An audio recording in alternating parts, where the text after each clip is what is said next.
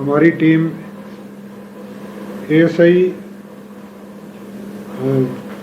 सुखदेव जी के नेतृत्व में गश्त पर थी।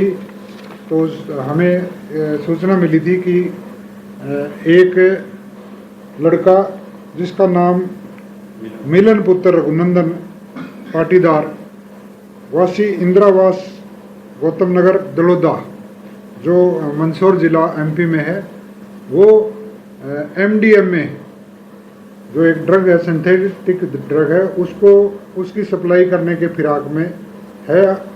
अगर उस पर रेड की जाए अगर उसको तो वो काबू आ सकता है, जिस पर हमारी टीम ने तुरंत उस पर संज्ञान लेकर उस पर रेड की।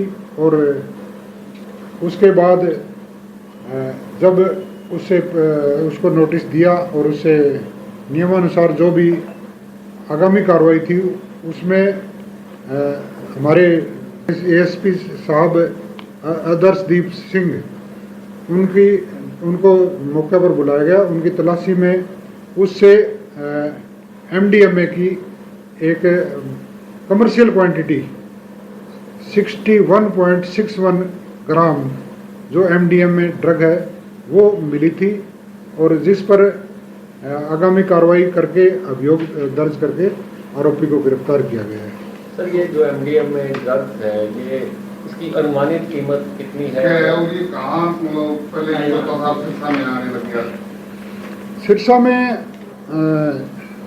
ये शायद इतनी क्वांटिटी में पहले कभी नहीं आई हो, और ये सिर्फ छोटे शहरों में पहले नहीं थी, बड़े बड़े शहरों में इसकी सप्लाई थी। और अब जिस प्रकार से ये बड़ी क्वांटिटी में हमारे छोटे शहरों की तरफ इन्होंने रुख किया है अभी, तो उस पर कहीं ना कहीं शुरुआत में ही हमारी एनसीबी की टीम है स्टेट नारकोटिक की, उसने लगाम लगाने का काम किया है। इसकी अनुमानित कीमत कितनी है? इसकी अनुमानित कीमत मार्केट में जो हमने पकड़ी है उसकी 20 से 25 लाख रुपए बताई जा रही है। और इसका जो है ये एमपी में या राजस्थान में भी पहले इसको ये काफ़ी जो मात्रा में पकड़ी गई है। हरियाणा में इस तरह की सप्लाई गुड़गांव या दूसरे बड़े शहरों में तो पहले थी, लेकिन सिरसा जैसे शहरों में जो ये बेचने की फिराक में थे उसमें ये कामयाब नहीं हो सके। तो सर, ये एमडीएमए ड्रग है जो ये क्या चिट्टे की तरह है या कोई अलग है?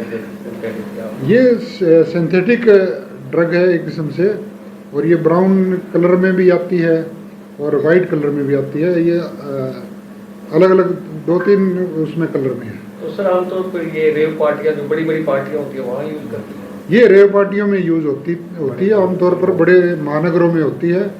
और अब ये बड़ा जो है कि जो हमारे शहर में ये छोटे शहरों में जो इन्होंने रुख किया है, तो ये हमने कल पकड़ी है। तो हमने इस मुलजिम का रिमांड 9 दिन का रिमांड हमने माननीय अदालत से हासिल किया है।